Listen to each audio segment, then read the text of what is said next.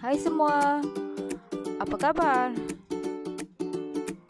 Selamat kembali ke sekolah. Mesti semua dah tak sabar nak datang ke sekolah kan? Maklumlah, dah lama bercuti. Sebelum itu, mari kita lihat simulasi dan SOP atau prosedur yang perlu dipatuhi semasa berada di sekolah. Pertama, pastikan murid-murid hadir tepat pada waktu yang telah ditetapkan. Ibu, bapa atau penjaga murid berkeperluan khas dibenarkan masuk terus menghantar murid ke kawasan sekolah. Tempat meletak kenderaan khas telah disediakan bagi murid berkerusi roda atau kepada murid yang mempunyai masalah fizikal.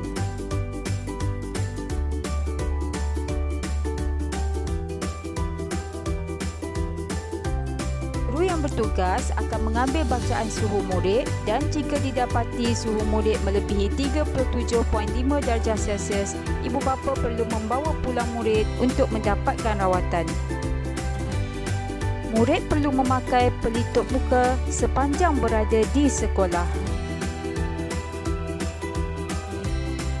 Seterusnya, guru atau PPM akan membawa murid terus ke kelas.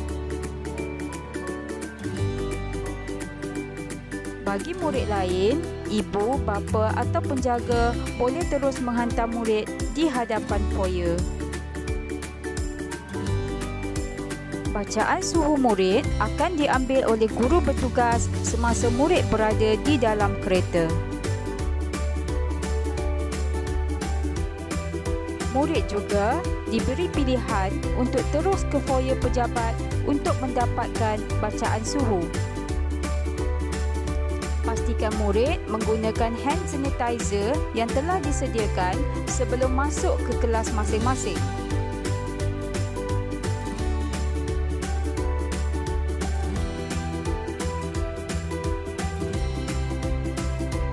Murid-murid diminta mengikut arah anak panah untuk ke kelas.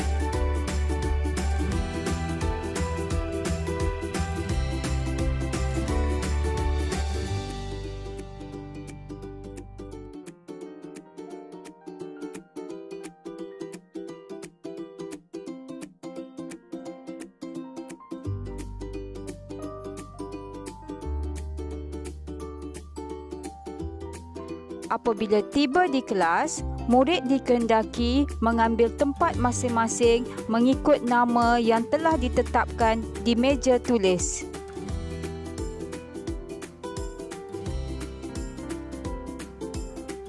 Semasa di dalam kelas, guru kelas akan mengambil kehadiran murid-murid dan sekali lagi bacaan suhu akan direkodkan ke dalam sistem dalam bentuk QR code.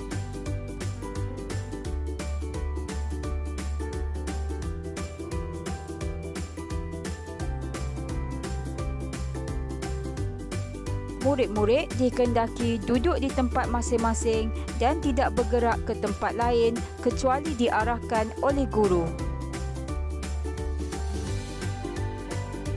Murid-murid dikehendaki mengawal tingkah laku dan menunjukkan tingkah laku yang baik sepanjang berada di sekolah.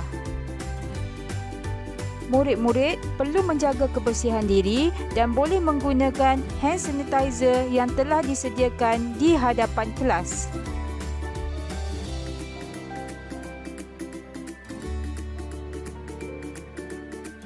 Ibu bapa digalakkan menyediakan bekalan makanan kepada murid. Semasa rehat, murid tidak dibenarkan turun ke kantin. Sebaliknya, murid perlu makan di meja masing-masing di dalam kelas. Bagi murid yang tidak membawa bekalan makanan, ibu bapa boleh memesan makanan sehari lebih awal melalui guru kelas masing-masing.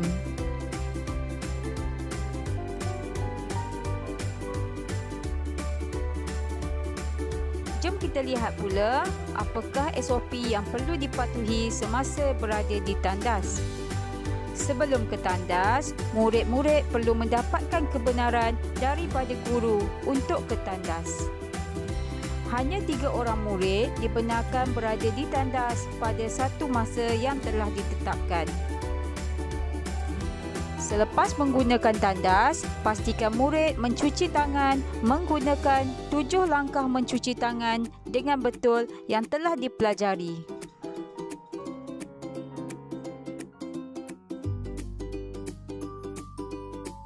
Murid-murid dilarang bersentuhan dengan murid lain dan sentiasa menjaga jarak 1 meter.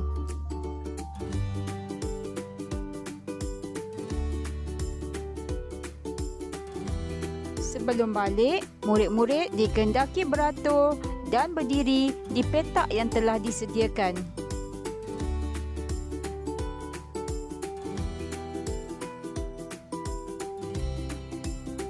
Semua aktiviti sukan, co-curriculum dan terapi akan dihentikan buat seketika. Baiklah semua, itu saja SOP atau prosedur yang telah ditetapkan oleh Kementerian Pendidikan Malaysia kepada murid berkeperluan khas. Murid-murid yang tidak dapat mengikuti SOP atau prosedur ini dikehendaki belajar dari rumah. Setakat ini saja, kita jumpa lagi di lain masa. Bye-bye semua.